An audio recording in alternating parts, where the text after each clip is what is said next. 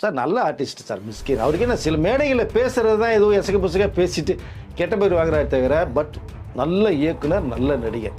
நீங்கள் ட்ராகன் இழந்த ப்ரொஃபஸர் கேரக்டரில் மனுஷன் வாழ்ந்துருப்பார் சார். இதுக்குள்ள இந்த மியூசிக் டைரக்டர் யார் வருவா அப்படின்னு விஷயம் பேசப்பட்டுக்கிட்டே இருக்கு.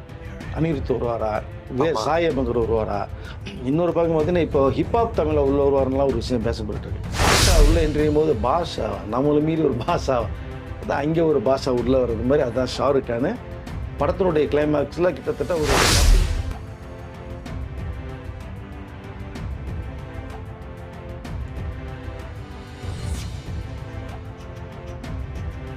மூத்த பத்திரிகையாளர் வெங்கடேஷ் சார் நம்மளோட இணைஞ்சிருக்காரு. வணக்கம் சார். வணக்கம் sir. Wish you happy new year. Thank you sir. நம்ம நேயர்களுக்கும் என்னுடைய இதயம் நிறைந்த புத்தாண்டு நல்வாழ்த்துகள் தெரிவிச்சுக்கிற மகிழ்ச்சி அடைகிறேன் சார். ரஜினி சார் 2026 ஓப்பன் பண்ண உடனே ஒரு சம்பவம் ஒன்று பண்ணி வச்சிருக்காப்புல. வெளியில் வந்து எல்லாருக்கும் வாழ்த்து சொல்லியிருக்கிறாரு. இந்த வருஷம் என்ன பண்ண போகிறாரு அப்படிங்கிறத இன்டெரக்டாக வந்து பார்த்தீங்கன்னா ஒரு போஸ்ட் போட்டிருக்காரு. அது பயங்கரமாக வைரலாக போயிட்டுருக்கு. அதை அவர் சொல்கிறதான் செய்வாருங்கிறது மாதிரி தான் இன்றைக்கி அவர் போட்டிருந்த ட்விட்டில் போட்டிருக்கிற அந்த புத்தாண்டு வாழ்த்துக்களை பார்க்கும்போது இந்த முத்து படத்துலேருந்து ஒரு ஹார்ட்ஸில் போகிற ஒரு சீன் எடுத்து கட் பண்ணி போட்டிருக்காரு. அது நிறைய பேருக்கு தெரியாது எதுக்கு இந்த வீடியோ எடுத்து இவர் எதுக்கு போட்டிருக்காரு அப்படிங்கிறதான். மீனாக்கி ஒரு டைலாக் கூட வரும், வண்டி போகிற ரூட் கரெக்ட் தானே, யாருக்கு தெரியும், வண்டி அந்த ரூட்டில் போதும் அது போயிட்டே இருக்க வேண்டியது தான், கடவுள் மேலே பாரத்தை போட்டு சிவனேன்னு போக வேண்டியது தான் அப்படிங்கிறது மாதிரி ஒரு விஷயத்த சொல்கிறாருன்னா இது அவருடைய அடுத்த கட்டத்துக்கான ஒரு நகர்வு மாதிரி தான் தெரியுறேன். ஒவ்வொரு படங்களும் வித்தியாசமாக ஒன்று பண்ணக்கூடியவர். இப்போ பார்த்தீங்கன்னா இந்த 173 கூட ஒரு காமெடியாக கொண்டு போகணுன்னு பிளான் பண்ணுவார். இப்போ படையப்பாக்கு பிறகு அவருடைய ஜேர்னலே வந்து வேறு மாதிரி ட்ராவல் ஆகிட்டுருக்கு. இல்லை எதுவுமே பிளான் பண்ணுறது நம்ம கையில் கிடையாது. ஆண்டவன் சொல்கிறான், இந்த அருணாச்சலம் செய்கிறான் அப்படிங்கிற ஒரே கான்செப்ட் தான். பட் அவருடைய எப்போவுமே ஒரு புதுமையாக இருக்கும் அவருடைய வாழ்த்துக்கள். பட் இது வந்து நிறைய பேர் இப்போ காலையிலேருந்து முத்து படத்துடைய வர்றதை எடுத்து ஒரு வாழ்த்து சொல்லியிருக்காருன்னா எதுக்கு நிறைய பேர் புரியாமே இருக்குது. எப்பவுமே ரஜினி ஒரு புரியுது தான், புரியாதவர்களுக்கு மட்டுமே, புரிந்தவர்களுக்கு நிறைய விஷயங்கள் புரியும். பட் இந்த விசேஷம் வந்து உண்மையிலே ரொம்ப ரொம்ப வித்தியாசமாக தான் இருக்குது. வித்தியாசமான படங்களை கொடுப்பதற்கான ஒரு விசேஷம் நான் நினைக்கிறேன் சார். 2026 இப்படி தான் இருக்குன்ற ரசிகர்களுக்கு சொல்கிறாரா? நான் என்ன பண்ண போகிறேன்னு தெரியல. ஏன்னா வீட்டுக்கு வெளியில் வந்து எல்லாருக்குமே விஷ் பண்ணியிருக்காரு. அதான் அது நார்மல். எல்லாருக்குமே ஒரு birthday wishes, Pongal wishes, new இயருங்கிறது வந்து வருவார், ரொம்ப ரொம்ப ஃப்ரெஷ்ஷாக வருவார், வாழ்த்துக்கள் சொல்லுவார், ஸ்டெப்ஸில் ஏறி ஒரு விஷ் பண்ணிட்டு போவார். அது வந்து இன்றைக்கி அப்படி தான் நடந்திருக்கு. பட் அவர் அடுத்த கட்ட படங்கள் எப்படி இருக்குங்கிறதுக்கு ஒரு உதாரணமாக தான் நினைக்கிறேன் நான். இதை எக்ஸாம்பிளுக்கு ஒரு முத்து ஒரு படையப்பா ஃபார்மெட்டில் அவருடைய நகர தான் எனக்கு தெரியுது. எனக்கு இதை ஏன்னா ஒரு காமெடி சேனலுக்குள்ளே போய் பண்ணலான்னு ஒரு பீரியட் நினச்சது இப்போ டோட்டலாக அதை கலர் மாற்றிருக்கேன். அதனுடைய விளைவாக தான் இந்த விசேஷம் நான் பார்க்குறேன். கண்டிப்பாக எப்போவுமே ஃபஸ்ட் ஃப்ளோர் வந்து கை காட்டுவார், இந்த மாதிரி கீழே இறங்கி வந்து எல்லாருக்கிட்டுமே ரொம்ப க்ளோஸாக வந்து விஷ் பண்ணார். பார்த்தீங்களா சார்? அவர் எப்போவுமே எல்லாத்தையுமே க்ளோஸாக தான் சார் இருக்கார். சில சூழ்நிலைகள் அதனால் கொஞ்சம் தூரத்துலேருந்து விஷ் பண்ணிட்டு இருந்தார். பட் அவருடைய வீட்டில் வெளியில் வர்றது, அப்புறம் ராவேந்திர மண்டபத்தில் வர்றது, அவருடைய தொடருடைய இந்த இங்கே இருந்தாருன்னா ரசிகர்களையும் மக்களையும் மீட் பண்ணுவார். பட் எங்கேருந்து விஷ் பண்ணேன் சார்? அவருடைய வாழ்த்துக்கள் வந்து யார் கிடைக்கிறதோ உண்மையிலேயே அவர்லாம் பாக்கியசாலின்னு நான் சொல்ல வரேன் சார். ஒரு மகான் வாழ்த்துனா எப்படி நீங்கள் சந்தோஷப்படுவீங்க, ஒரு சித்தர் வாழ்த்துனா எப்படி சந்தோஷப்படுவீங்க, அப்படி தான் ரஜினியுடைய வாழ்த்துக்களை நான் நினைக்கிறேன். Okay sir. இப்போ வந்து தலைவர் 173 புரியாத புதிராகவே இருந்துக்கிட்டு இருக்கு. போன வருஷம் நம்ம 2025 அனௌன்ஸ்மெண்ட் வரோன்னு, இப்போ 2026 டைரக்டரே மாறிட்டார் அப்படிங்கிறாங்க. என்னதான் நடந்துக்கிட்டு இருக்கு? ஏன் இந்த டிலே சார்? இல்லை அதாவது நம்ம பார்க்கிங் டைரக்டர் ராம்குமார் பாலகிருஷ்ணன் கதை கேட்டுட்டு வந்து கதை அவருக்கு ரொம்ப பிடிச்சிருக்கு சார். அதில் ஒன்றும் மாற்றுக்கிறது இல்லை. பட் இந்த கதையில் அவர் அப்போ பண்ணுறது சுந்தரசியை வச்சு பண்ணும்போது ஒரு காமெடி ட்ராக்கில் ஒரு என்டர்டைன்மெண்ட் படம் பண்ணுங்கிறத ரொம்ப விருப்பப்பட்டார் ஒரு ஷார்ட் பீரியடில். பட் அது அன்னைக்கு இருந்த ஒரு சூழ்நிலை. இப்போ கிட்டத்தட்ட ஒரு மைண்டு சேஞ்ச் ஆகிருக்கு அவருக்கு. என்ன காரணம்னு கேட்டிங்கன்னா, ஒரு படையப்பா வந்து இன்றைக்கி அதிரி புதிரியான ஒரு ஹிட்டை கொடுத்ததுனால இந்த ஒரு ஜோனலில் போகலாமான்னு ஒரு யோசனை பண்ணிகிட்ருக்காரு. பட் ராம்குமார் சொன்ன கதை அவர் பிடிச்சிருக்கு. ஆனால் எனக்கு ஏற்றது மாதிரி இன்னும் கொஞ்சம் கதை கொஞ்சம் மாற்றுங்க அப்படிங்கிற விஷயத்தை வந்து ராம்குமார்கிட்ட சொல்லிட்டாங்க. பட் இதில் இன்னொரு சிக்கல் இருக்குது. என்னென்னா, இந்த சொன்ன டயத்துக்கு இந்த அனௌன்ஸ்மெண்ட் கொடுத்துட்டு போக முடியலைங்கிறது வருத்தம் இருக்குது எல்லாருக்குமே. அது என்னென்னா, ராம்குமார் இதுக்கு முன்னாடி வந்து ஒரு அக்ரிமெண்ட் பேஸில் போட்டு வச்சுருக்கிற ஒரு விஷயந்தான். இன்னும் அங்கேருந்து என்ஓசி வரலை. இப்போ என்ஓசி வந்ததுக்கு பிறகு தான் இது வந்து அதிகாரப்பூர்வமாக அனௌன்ஸ்மெண்ட் எல்லாருமே கொடுக்க முடியும். இப்போ அதனால் வந்து கொஞ்சம் டைம் எடுத்துகிட்ருக்கு. அந்த பேனரும் என்ஓசி கொஞ்சம் தராமல் அது இழுத்துறதுக்கு காரணம் என்னன்னு கேட்டிங்கன்னா, ஒரு வேளை இப்போ ரஜினி சார் கிடைச்சா லட்டு மாதிரி எல்லாருக்குமே, அப்போ இதை நாம் தயாரிக்கலாமா அப்படிங்கிற அந்த ஒரு ஆசை இருக்கிறதுனால என்ஓசி கொஞ்சம் டைம் எடுத்துகிட்டு இருக்கு சார். கதையை கேட்டுட்டு எனக்கு கேட்ட சில காட்சிகளை மாற்றி ஒரு கமர்ஷியலாக மாற்றி எடுத்துகிட்டு வாங்க அப்படின்னு சொல்லிட்டார். இப்போ அது ஒரு பக்கம் ராம்குமார் ரெடி பண்ணுறதுக்கு அவர் சிட்டிங்கில் இருக்கார். இப்போ இந்த டைமில் டிராகன் படத்தினுடைய ஒரு மிகப்பெரிய ஒரு வெற்றி, நீங்கள் கேட்டீங்களே டைரக்டர் சேஞ்சஸ் இருக்காங்கிறது மாதிரினா, பட் மேபி சேஞ்சஸ் இருக்க வாய்ப்பு இல்லை. இருந்தாலும் இன்றைக்கு கதை வந்து அவர் கொஞ்சம் வித்தியாசமான கதையை எதிர்பார்க்கிறார். டிராகன் படத்தினுடைய மிகப்பெரிய ஒரு வெற்றியை கூப்பிட்டு அஸ்வத் மாரிமுத்து ரொம்ப பாராட்டினார். நீங்கள் டிராகனே பார்த்தீங்கன்னா பிரதீப் ரங்கநாதன் வந்து ரஜினி சாருடைய இந்த பழைய ரஜினியுடைய ஸ்டைல் மேண்டரிசம் எல்லாமே அவர் பண்ணியிருப்பார். தொடர்ந்து 3 படங்களுக்கு ஹீரோ பண்ண படங்களுக்கு ரஜினி சார் தான் இமிடேட் பண்ணுறாரு. வீட்டில் கூட பார்த்தீங்கன்னா அந்த கண்ணாடி போகிறது, சிகரெட்டை தூக்கி போகிறது, இதெல்லாம் பார்த்தீங்கன்னா சேம் அப்படியே ரஜினி ஃபேன்ஸை கொஞ்சம் அப்படியே கவர் பண்ணியிருக்காரு. இப்போது ஒரு பிரதீப் ரங்கநாதன் வச்சே வந்து அஸ்வத் மாரிமுத்து வந்து ஒரு மேக்கிங்கில் கொண்டு வந்து ஒரு 150 கோடி பாக்ஸ் ஆஃபீஸ் கிட்ட கொடுத்துருக்காருன்னா, ஒரு நம்ம கிடைச்சோம்னா எப்படி அவர் பண்ணுவார் அப்படிங்கிற ஒரு தாட்ஸ் ரஜினிகாந்த் சார் போனதாக எனக்கு ஒரு தகவல் வந்தது. அதன் அடிப்படையில் அஸ்வத் மாரிமுத்து கிட்ட வந்தும் என்ன லைன் இருக்கான்னு ஒரு விஷயத்தை பேசப்பட்டிருக்கு. அவர் ஆல்ரெடி ரஜினி சாரை மைண்டில் வச்சு தான் பிரதீப்பையே உருவாக்கிட்டு இருக்கார். அப்போது டிராகன் எல்லாம் தெறிக்க விட்டுருப்பார் உங்களுக்கு. இப்போ ரஜினி சார் ஆல்ரெடி ஒரு லைன் ரெடி பண்ணி வச்சுருக்கிறதா ஒரு தகவல், சரிங்களா? இப்போ சிம்பு ஒரு படம் பண்ண போகிறார், அது கொஞ்சம் லேட் ஆகிட்டே இருக்குது. அதனால் டிராகன் கொடுத்ததுக்கு பிறகு அவர் இது வரைக்குமே சும்மா உட்காந்துருக்கார், மிகப்பெரிய பாக்ஸ் ஆஃபீஸ் கொடுத்துட்டு. ஏன்னா வெற்றிமாறன் படம் முடித்து 1 வருஷம் ஆகிடுன்றாங்க. கண்டிப்பாக ஆகிடும், அது சொல்ல முடியாது. அது சீன் எடுத்துகிட்டே போனாலும் போகலாம். 1 வருஷம் அவர் சொன்னது 3 மாதம், இப்போ 6 மாதத்துக்கு மேலே சொல்லிட்டு இருக்காங்க. கிட்டத்தட்ட 1 வருஷத்துக்கு என்னால் ஆச்சரியப்படுறதுக்கு இல்லை. ஏன்னா அதுக்குள்ளே ஆர்டிஸ்ட் நிறைய உள்ளே வந்துகிட்டே இருக்காங்க. விஜய் சேதுபதி உள்ளே வந்துட்டார். பேன் இண்டியா ஆர்டிஸ்டாக ஹிந்திலேருந்து ஒருத்தர் உள்ளே வர பிறகு தகவல் பேசப்பட்டு இருக்கு. அது இந்தியா தெலுங்கானா தெரியல, அது வந்து டைம் எடுத்துரும், சொல்ல முடியாது. அப்போது அஸ்வத் மாரிமுத்தினுடைய எல்லாருமே கேள்வியே ஒரு பாக்ஸ் ஆஃபீஸ்கிட்ட கொடுத்துட்டு சும்மா ஏன் உட்காந்துட்டு இருக்கார் அஸ்வத் மாரிமுத்து அப்படிங்கிற ஒரு விஷயம். ஆனால் இதில் ரஜினி சாருக்கு ஒரு லைன் ரெடி பண்ணி வச்சிருக்காரு அஸ்வத் மாரிமுத்து, நிறைய பேருக்கு தெரியாது. இந்த ரஜினி சாருடைய தகவல் அஸ்வத் மாரிமுத்தும் அந்த ஒரு லைனை சொல்லிட்டு தான் ஒரு தகவல் வருது. அப்போ ரஜினி சார் கேட்கும் போது கொஞ்சம் அது அவர் என்ன எதிர்பார்க்கிறாரோ அது கொஞ்சம் அசமெண்ட் இருக்குது. அப்போ அவருடைய கால்குலேஷன் எப்போவுமே வந்து ரஜினி சாருடைய கால்குலேஷன் மிஸ் ஆகாது. அப்போ அஸ்வத் மாரிமுத்து அந்த சொன்ன லைன், பார்க்கிங் டைரக்டர் சொன்ன ஒரு லைன், ரெண்டுமே நல்லா இருக்கு. இப்போ பார்க்கிங் டைரக்டர்கிட்ட ஒரு சின்ன ஒரு சேஞ்சஸ் கொடுத்து நீங்கள் ரெடி பண்ணி வாங்கன்னு சொல்லிட்டார். அஸ்வத் மாரிமுத்துக்கிட்டையும் கதையை டெவலப் பண்ணுன்னு விஷயத்தை சொல்லிட்டார். இப்போ 2 பேருமே ரஜினி கேட்டே ஒரு ஃபார்முலாவில், ஏன்னா SS ராஜமௌலி பாக்ஸ் ஆஃபீஸ் கொடுத்த ஒரு டைரக்டரு ரஜினி கேட்ட கதை கிடைச்சா தான் நான் பண்ண முடியும், உங்களுடைய ஸ்டைல் அந்த மேண்ட்ரிஸாக ஒரு மாசே தனி சார், ஸ்டைலுக்கு ஒன்று வச்சு படம் பண்ணனா அது ரசிகர்கள் ஒத்துக்க மாட்டாங்க அப்படின்னா ராஜமௌலி ஒதுங்கியிருக்கார். வெற்றிமாறன் இதே ரிசல்ட்டை தான் ரஜினி சார்ட்ட சொல்லியிருக்காரு. இப்போ இவங்க 2 பேருமே ரஜினி கேட்ட அவருடைய ஒரு ஃபார்மேட்டில் ஒரு கதையை ரெடி பண்ணுறதுக்கு 2 பேரும் உட்காந்துட்டு இருக்காங்க. இப்போ அநேகமாக இந்த வீக்குள்ளே ஏதாவது திரும்பி ரஜினி சாரை மீட் பண்ணி கதை சொல்லுற வாய்ப்புகள் வந்தாலும் வரும்னு நினைக்கிறேன். இதில் ஜெயிக்க போகிறது ராம்குமார் பாலகிருஷ்ணன்னா திடீர்னு வந்து அஸ்வத் மாரிமுத்தாங்கிறது தெரியல. ஆனால் 2 பேர் கதையுமே சரியாக இருந்தால் உடனடியாக கொஞ்சம் கேப், ஏன்னா ஷார்ட் பீரியட் ஃபிலிம் தான் இது பண்ண ரஜினி சார். மேக்ஸிமம் ஒரு 3 to 4 months தான் படத்தை முடிக்கணும்னு அதுக்கு வேண்டிய வேலைகள் பண்ணிகிட்டு இருக்காங்க. இப்போ எந்த இயக்குனர் உள்ளே வர போகிறான்னு தெரியல. நீங்கள் கேட்ட கேள்வியில் இப்போ அஸ்வத் மாரிமுத்து உள்ளே வந்திருக்காது எனக்கு ஒரு தகவல் வந்திருக்கு சார். இப்போ அஸ்வத் மாரிமுத்து வந்துட்டார் அப்படின்னா கண்டிப்பாக அந்த படத்தில் மிஷ்கின் இல்லாமல் இருக்க மாட்டார்ல சார்?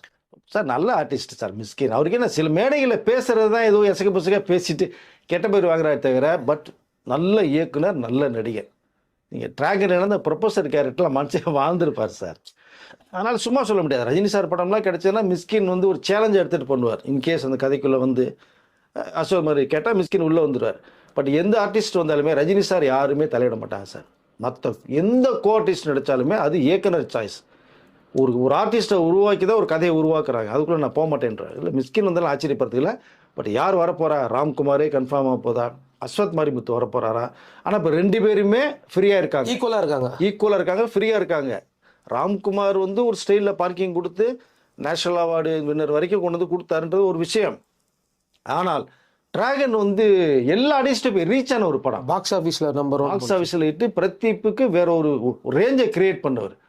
அப்போது ரஜினி கேட்ட அந்த ஒரு மாஸ் எலிமெண்ட் யார்கிட்ட இருக்கணும்னா, என்ன கேட்டால் ராம்குமாரோட ஒரு ஸ்டெப் அஸ்வத் மாரிமுத்து இருந்தால் நான் நினைக்கிறேன். நான் இதை ஏன்னா நீங்கள் நினைக்கிறதா அந்த ப்ரொடக்ஷன் கமல் டீமும் ஃபீல் பண்ணுறதா சொல்கிறாங்க. எஸ். ஏன்னா இன்னைக்கு வந்து கமர்ஷியலாக ரஜினி சாரை யூஸ் பண்ணுறதுக்கான ஒரு டேலண்ட் வந்து எல்லாருமே ஆசைப்படலாம், தப்பு கிடையாது. பட் அந்த ஹெல்மெட்டை கொண்டு வரணும் நீங்கள். அவர் வந்து புதையல் மாதிரி நீங்கள் தோண்ட தோண்ட ரஜினிகாந்த் வாங்கிட்டே இருக்கலாம். பட் அது அஸ்வத் மாரிமுத்துக்கிட்ட ஒரு ப்ளஸ்ஸு ராம்கமோட ஒரு ஸ்டெப் அதிகமாக நான் நினைக்கிறேன். மேபி அது இவங்க சொல்ல போகிற கதையில் ரஜினி சாரை இம்ப்ரெஸ் பண்ணி நன்றாக இருந்தால் கண்டிப்பாக அந்த வாய்ப்பு போகும். யாருக்குன்னு தெரியல. அதேமாதிரி இந்த வாரத்துக்குள்ளே ஒரு கதை சொல்ல போகிறதா ஒரு தகவல் எனக்கு வந்திருக்கு. வந்தாங்கன்னா இந்த மாதம் எண்டுக்குள்ளே உங்களுக்கு மேக்ஸிமம் பொங்கலுக்கு அனௌன்ஸ்மெண்ட் வந்தாலும் ஆச்சரியப்படுறதுல. பிப்ரவரி மாதம் ஷூட்டிங் ஆரம்பிக்க போகுது. இப்போ ரஜினி சார் வந்து ஜெயிலர் 2 வந்து இப்போ இதுக்குள்ளே முடிக்க போகிறாரு. இப்போ கிட்டத்தட்ட நெருங்கியாச்சு அவர் ஒர்க்கெல்லாம். இந்த அனைவரும் பொங்கலுக்குள்ளே முடிஞ்சு போயிடும். அப்போ அதுக்கப்புறம் டோட்டலாக ஃப்ரீ ஆயிடுறாரு. அப்போ பிப்ரவரி மிடில் எல்லாம் உங்களுக்கு ஷூட்டிங் ஆரம்பிக்க வேண்டிய வேலை கொடுத்த கால் ஷீட்டு. ஆமாம் சார், உங்களுக்கு ஏற்கனவே கொடுத்தே 4 மாதம் ஆச்சு. வேஸ்ட் பண்ணிட்டார். யார் வேஸ்ட் பண்ணதே சுந்தரிசினால வேஸ்ட் ஆச்சு. இல்லைன்னா படம் முடிஞ்சிருக்கு நேரம் ஆக்சுவலாக சொல்ல போனால். இல்லைன்னா பிப்ரவரிலேருந்து ஷூட்டிங் போகிறது 100% கன்ஃபார்ம் சார். Okay sir. இப்போ இவங்க 2 பேரில் வந்து அஸ்வத் மாரிமுத்துவோடைய ரேட்டிங் மேலே வந்துருக்குது. ஆனால் இதில் இன்னொன்று தெரியுமா உங்களுக்கு? இதுக்குள்ளே இந்த மியூசிக் டைரக்டர் யார் வருவா அப்படின்னு ஒரு விஷயம் பேசப்பட்டுக்கிட்டே இருக்கு. அனிருத் வருவாரா, சாய் அபங்கர் வருவாரா, இன்னொரு பக்கம் பார்த்தீங்கன்னா இப்போ ஹிப்ஹாப் தமிழில் உள்ள வருவாருலாம் ஒரு விஷயம் பேசப்பட்டு இருக்கு. ஆனால் என்னை பொறுத்த மட்டுமே அனிருத் அப்படிங்கிறது வந்து ரஜினி சாரை வந்து புரிந்து கொண்டவர். அவர் எங்கே அந்த பிஜிஎம்மில் சாங் போடலாம், எங்கே ஆர்ஆர் போடலாம் அப்படின்னா தெறிக்க விடக்கூடிய ஒரு ஒரு ஒரு மைண்ட் செட்டில் உள்ளார். பட் புதியவர்கள் வந்தால் அது எப்படி இருக்கும்னு சொல்ல முடியாது. ஆனால் ரஜினி சாருடைய சாய்ஸ் மேக்சிமம் அனிருத்தாக இருக்கும். ஆனால் இயக்குனருடைய ஒரு சாய்ஸ் ஒன்று இருக்கும் பார்த்தீங்களா சார், இந்த கதைக்கு ஆல்ரெடி இந்த இயக்குனர் மியூசிக் போட்டால் நல்லா இருக்கு சார் சொல்லி அவர் எக்ஸ்ப்ளனேஷன் கொடுத்தாருன்னா அதுக்குள்ள ரொம்ப தலையிட மாட்டார். இப்போ ரஜினி சார் வந்து புதியவர்களில் ரொம்ப இன்வைட் பண்ணுறாரு. பேபி அவர்கிட்ட என்ன சரக்கு இருக்குன்னு தெரியாது நமக்கு. அதை நமக்கு வேறு லெவலில் கொடுத்தாங்கன்னா இன்னும் ரீச் ஆகும் அப்படிங்கிறதுல இருக்கார். ஸோ அதனால் இதுக்குள்ளே அனிருத் வருவாரா இல்லை இயக்குனருடைய சாய்ஸில் ஒரு மியூசிக் வருவாராங்கிறது அதுவும் தெரியல. ஃபஸ்ட்டு 2 இயக்குனரில் கதை சொல்லி ரஜினி சார் ஏற்ற ஒரு கதையை சொல்லும் போது அவர் மைண்ட் செட் ஆச்சுன்னா மற்ற டெக்னீஷியன் யார் வருங்கிறத தெரியும் சார். இப்போ இன்னும் 2-3 நாளில் வந்துடும். அதான் இந்த வீக்குள்ளே மேக்ஸிமம் தெரிய வாய்ப்பு இருக்குது. இந்த நெக்ஸ்ட்டு சண்டேக்குள்ளே தெரிய வாய்ப்புகள் இருக்குது. இப்போ இதை பற்றி சொல்லிட்டீங்க. 2025லேயும் வந்து பார்த்தீங்கன்னா ரஜினி படம் தான் ரெக்கார்ட் பண்ணியிருக்கு அப்படிங்கிற மாதிரி எல்லாருமே இன்டர்வியூ கொடுக்க ஆரம்பிச்சிட்டாங்க. கிட்டத்தட்ட வந்து வசூல் நிலவரத்தோடு எல்லாரும் சொல்ல ஆரம்பிச்சிட்டாங்க. இப்போ 2025லேயும் இவர் படம் தான் நம்பர் 1 சொல்கிறாங்களே சார்.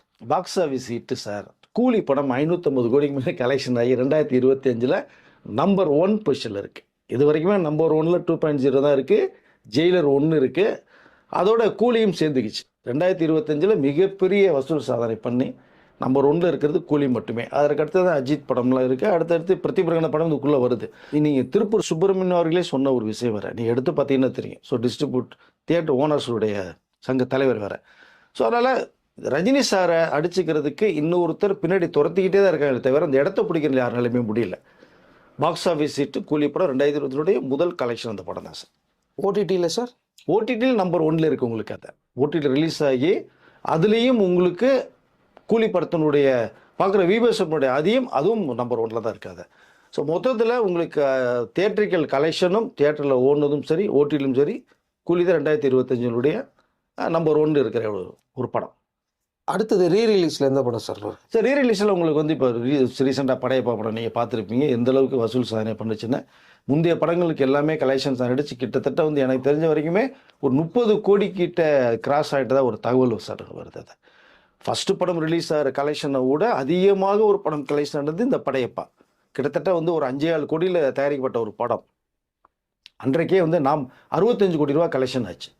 ரீரிலீஸில் இப்போ மிஞ்சி போனால் அதிகபட்சம் 1 கோடி ரூபா தான் செலவு பண்ணிப்பாங்க. 4.1 7.1 வந்து ஆல்ஃபி டாலமஸ் எல்லாத்துக்குமே சேர்த்து.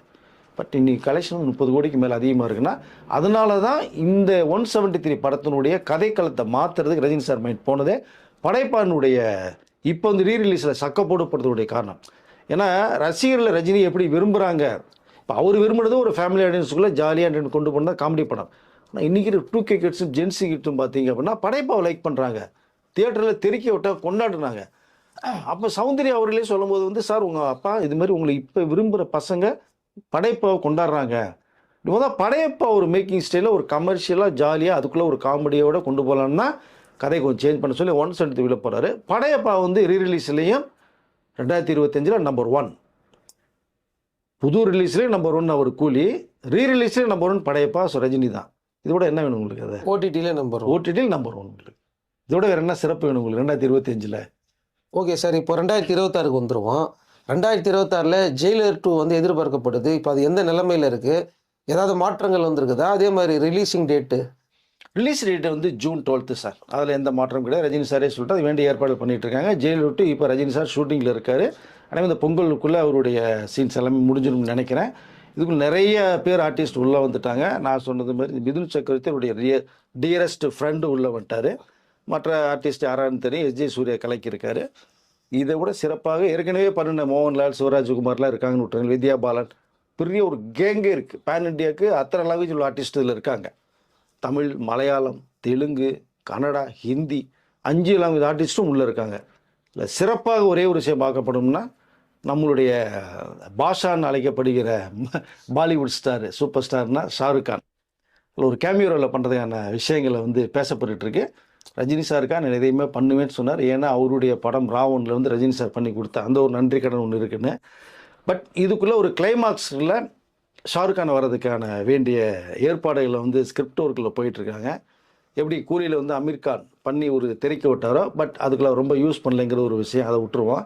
பட் இதில் கிளைமாக்ஸில் வந்து ஷாருக் கானை உள்ளுக்குள்ளே கொண்டு வந்து பாஷா உள்ளே என்ட்ரியும் போது பாஷா நம்மளை மீறி ஒரு பாஷா அதான் அங்கே ஒரு பாஷா உள்ளே வர்றது மாதிரி அதுதான் ஷாருக் கானு. படத்தினுடைய கிளைமாக்ஸில் கிட்டத்தட்ட ஒரு 10 நிமிஷம் வர்றது மாதிரியான ஒரு சீனை ரெடி பண்ணிகிட்டு இருக்கிறதா ஒரு தகவல். நெல்சன் வந்தார்னா உண்மையிலே தெரிக்கிறது மாதிரி இருக்கும். அதுக்கு வாய்ப்புகள் நிறைய இருக்குது. அதுக்கு வேண்டிய பேச்சுவார்த்தைகள் போயிட்டுருக்கு. பண்ணினாங்கன்னா அந்த காம்பினேஷனில் ரஜினி சார் 2 நாள் ஷூட் பண்ண வேண்டியது வரும். ஷாருக் கான் உள்ள என்ட்ரி ஆகிறது கிட்டத்தட்ட கன்ஃபார்ம் ஆயிருக்கு சார். இதுதான் ஜிஎல்டியுடைய ஒரு ஸ்பெஷல் ஒரு ட்ரீட் நான் நினைக்கிறேன். நான் இதுதான் ட்ரெய்லரு ப்ரோமோ ஏதாவது ஒன்று வர வாய்ப்பு இருக்கா? இல்லை, ட்ரெய்லர் ரெடி பண்ணிட்டாங்க சார். அது 12th ரிலீஸ் ஆக வேண்டிய படம் அது ட்ரெய்லர் அது. பட் இந்த படையப்போ எதிர்பார்க்காத அளவுக்கு ரிலீஸ் ஆகி சக்கப்போடு போகிறனால தான் ஒரே டைமில் வந்து படம் அந்த ட்ரெய்லர் ரிலீஸ் பண்ணணும்னு சொல்லி அப்படியே தூக்கி வச்சாங்க. இன்னும் எக்ஸ்ட்ராஸில் அதை கட்ஸ் எல்லாம் உள்ளே இன்சர்ட் பண்ணுறாங்க. பண்ணி அந்த பிஜிஎம்மை திரும்பி ரீகரெக்ட் பண்ணுறாரு அனிருத். அது அநேகமாக பொங்கலுக்கு விடுறது மாதிரி எனக்கு ஒரு தகவல் வந்துடுது சார். ட்ரெய்லர் அப்புறம் சாங்கு, ஏன்னா மேக்கிங் வீடியோன்னு விட்டு தெரிவிக்க விட்டாங்க. இந்த ட்ரெய்லர்லேயும் மேக்கிங் வீடியோவோட பட் யூஸ்வலாக உள்ளுக்குறது அனிருத்துடைய நெல்சனுடைய அந்த அந்த என்ன சொன்னால் பிளாக் காமெடின்னு சொல்லுவோம் இல்லையா, அதோட தான் இந்த ட்ரெய்லர் வர்றது மாதிரி இருக்குது. பொங்கலுக்கு வருது சார் அது ட்ரெய்லர். ஜெயிலர் 2 உடைய பிஸ்னஸ் எப்படி சார் இருக்குது சார்? அது வந்து எதிர்பார்க்காத அளவுக்கு நிறைய விஷயங்கள் பேசப்பட்டு இருக்கு சார். நீங்கள் வந்து முந்தைய பல படங்களுடைய சாதனை ரெக்கார்ட் பண்ணுறது மாதிரியான பிஸ்னஸ் பேசப்பட்டு இருக்கு. இப்போ ட்ரெய்லர் வருதுன்னு நீங்கள் கேட்டீங்க. ட்ரெய்லருக்கு பிறகு ஹோல்டிங் பண்ணி மெதுவாக பண்ணிக்கலாம் அப்படின்னு பிஸ்னஸ் வந்து சன் பிக்சர்ஸ் நெட்வொர்க் வந்து ஐடியா பண்ணியிருக்காங்க.